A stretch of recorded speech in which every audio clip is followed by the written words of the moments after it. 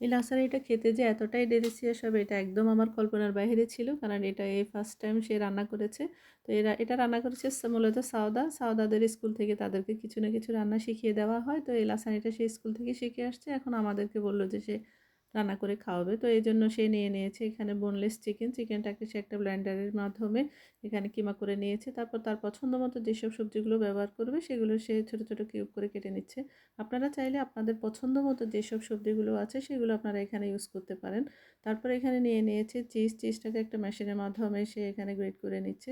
লাসানি তৈরি করতে একটু চিজের পরিমাণটা বেশিই দিতে হয়, তাহলে টেস্টটা অনেক বেশি ভালো আসে। এখন একটি পাত্রের মধ্যে রান্নার রেগুলার অয়েল 2 স্পুন দিয়ে এখানে দিয়ে দিয়েছে 3 কোষ রসুন কুচি ও বড় একটা পেঁয়াজ কুচি, দুটো গাজর কুচি দিয়ে এখানে ভালো করে নাড়াচাড়া করে মাংসের যে কিমাটা করে রেখেছিল সেই কিমাটা দিয়ে তো কতক্ষণ নাড়াচাড়া করার পরে এক্সট্রা যেই সবজিগুলো ছিল সেই সবজিগুলো ওখানে দিয়ে প্রায় 10 মিনিটের মতো এখানে রান্না করেছে।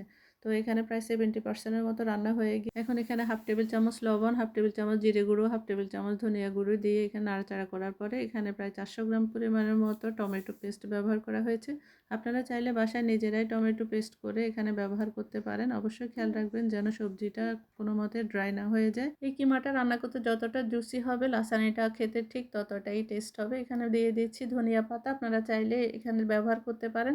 সবচেয়ে ইম্পর্ট্যান্ট হচ্ছে এখানে লাসানের জন্য ক্রিম তৈরি করা। ক্রিমের জন্য এখানে দিয়ে দিয়েছি প্রায় 100 গ্রাম পরিমাণের মতো বাটার, হাফ কাপ ময়দা এখানে আপনি আটাও ব্যবহার করতে পারেন। তারপর দিয়ে দিচ্ছি এখানে হাফ কাপ পরিমাণ লিকুইড মিল্ক। এরপর 2 টেবিল চামচ চিজ, 1 চা চামচ ধনিয়া গুঁড়ো, 1 চা চামচ জিরে গুঁড়ো, 1 চা চামচ পরিমাণ চিলি ফ্লেক্স দিয়ে 5 মিনিট রান্না করার পর এখন এটা কমপ্লিট হয়ে গিয়েছে। এখন একটা ননস্টিকের ট্রে এর মধ্যে তেল ব্রাশ করে নিয়ে এখানে লাসানির রেডিমেড যে শিটগুলো পাওয়া যায় আমরা সেই শিটগুলো ব্যবহার করেছি। আপনারা চাইলে এখানে পাস্তা ব্যবহার করতে পারেন। আমরা এখানে এই লাসানির শিটগুলো 4টা লেয়ারে ব্যবহার করেছি। আপনারা চাইলে আপনাদের পছন্দ মতো ধাপে ধাপে এগুলো ব্যবহার করতে পারেন এবং প্রতিটা লেয়ারের ভাজে ভাজে এখানে ক্রিম এবং রান্না করে রাখা যে কিমা সেগুলো ব্যবহার করব। তারপরে ধনিয়া পাতা দিয়ে এবং চিজ দিয়ে আপনারা এগুলো খুব সুন্দরভাবে সাজিয়ে নিতে পারেন আপনাদের পছন্দ মতো। তো অবশ্যই খেয়াল করবেন যেন এখানে জুসি ভাবটা অবশ্যই থাকে, তাহলে লাসানির টেস্টটা অনেক বেশি ভালো আসবে। আর এখানে চিজটাতে একটু বেশি ব্যবহার করতেই হয়, কারণ এখানে লাসানি বলে কথা, লাসানিতে যত চিজ ব্যবহার করা হয় লাসানিটা খেতে ততটাই অনেক বেশি টেস্ট হয়। এখন একটা ফয়েল পেপারের সাহায্যে ট্রেটাকে ঢেকে দিয়ে এখানে ওভেনে দিয়ে দিচ্ছি প্রায় 20 মিনিটের জন্য 180 ডিগ্রি টেম্পারেচারে। ওভেনে দেওয়ার আগে ওভেনটাকে 10 মিনিট ফ্রি হিট করে নেবেন। এখন এখানে ফয়েল পেপারটা খুলে আবার ট্রেটাকে 5 মিনিটের জন্য ভেতরে রেখে এখানে হিটটা অফ করে দিয়েছি। তো এখানে 5 মিনিট পরে বের করার পরে দেখেন উপরের যেই কালারটা এত সুন্দর আসছে আর দেখতে তো অনেক বেশি ডেলিশিয়াস লাগছে।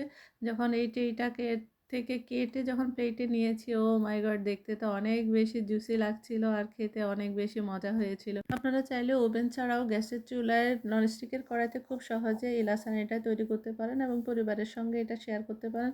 আমি আশা করছি বাচ্চারা অনেক বেশি পছন্দ করবে এই খাবারটা। যে কোনো অকেশনে বা রাতের খাবারে এই লাসানিটার আয়োজন অনেক বেশি সুন্দর করবে আপনার টেবিলটাকে। আশা করছি সবাই অনেক বেশি পছন্দ করবে। তো ভিডিওটা ভালো লাগলে একটা লাইক কমেন্ট শেয়ার করে পাশে থাকবেন। আসসালামু আলাইকুম। আজকের মতো এখানে বিদায়। আল্লাহ হাফেজ। আপনারা সবাই অনেক ভালো থাকবেন।